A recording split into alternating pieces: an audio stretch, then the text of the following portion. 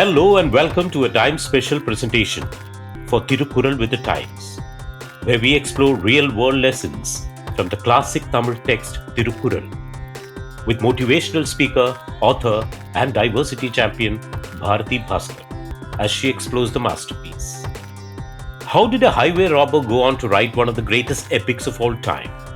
That's what we are going to find out as we delve into the stories of the writers of Ramayana, Valmiki, who went from robber to sage, Kambar, a procrastinating poet who had a revelation, and Tulsidas, a passionate lover who gave it all up for the ultimate enlightenment. Thiruvalluvar too had a take on a mystic vision. Find out more about that. The three great poets who rendered Ramayana, Valmiki, Kambar and Tulsidas, are etched eternally in the chronicles of time. The epics written by them strike a chord within us and touch our souls with a subtle delicacy.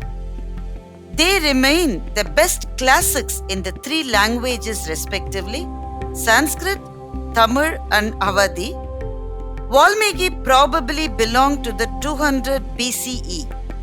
Of course, there are different points of views on this. Kambar lived in the 12th century and Tulsidas belonged to the 16th century. The stories of the three authors have a scintillating common thread. Their otherwise mundane lives were transformed by a divine intervention that forced them to become seekers. When the celestial calling happened, they abandoned their attachments and identities, engraved the great epic of Ramayana, and became an immortal part of seamless divinity. According to a legend, Maharishi Valmiki was a highway robber before becoming a sage. Valmiki was born as Ratnakara, a hunter. As his family grew, Ratnakar found it tough to feed his clan and hence took to robbery. One day, the divine servant, Narada, while passing through the jungle, was attacked by Ratnakara. As Ratnakar demanded money, the holy saint asked him a question. Will your family, for whom you are robbing, partake your sins too? Intrigued by the question, Ratnakara went to ask his family the same, and on being refused by all his family members, he returned back. Narada advised the despondent lad to meditate. Ratnakar meditated for years and years, till his body got entirely covered by an ant hill. Narada came to see him, removed all the ant hills from his body, and called him Valmiki, a person from ant hill. Narada narrated the story of Ram, and thus the first epic was born. The story of Kambar is equally interesting. The Chola king ordered the two poets in his court, Kambar and Ottakkuthar, to write the story of Ramayana in Tamil. Ottakkuthar was very prompt. He followed the instructions of the king and progressed significantly, while Kambar procrastinated and lagged. One day in the court, the king asked the two poets to share their progress. Ottakkuthar could narrate flawlessly from his work, and then came Kambar's turn. As he struggled to accept that he was yet to start, the divine intervention came. He narrated a poem spontaneously from Yuddhagandam, chapter of the war. As the first verse came out, Kambar found no other challenge and went on to complete the classic with about 10,000 poetries in no time.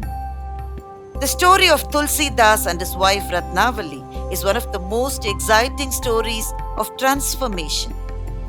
On a stormy night, a rain lashed and love-lorn Tulsidas stood on the banks of the swelling Ganges. His wife had gone to her parents' village, and Tulsidas was burning with passion, which pushed him to go to his wife's place.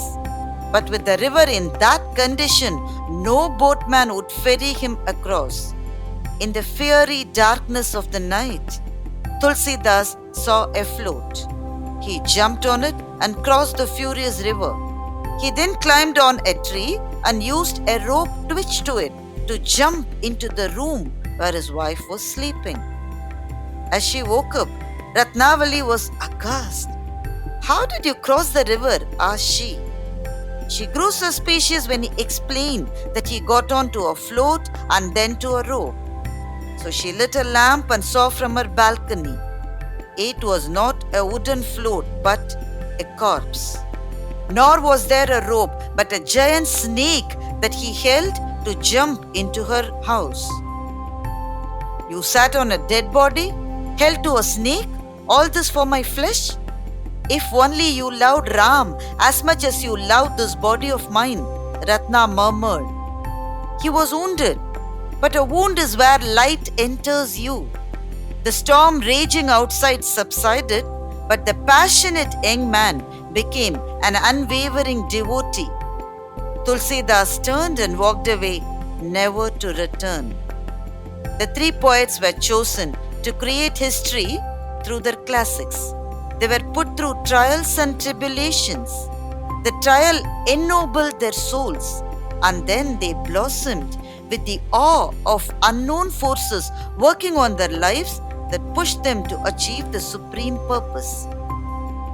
Thiruvalluvar hails such men guided by mystic vision that can remove the darkness of desire and impart the joy of eternal oneness with God.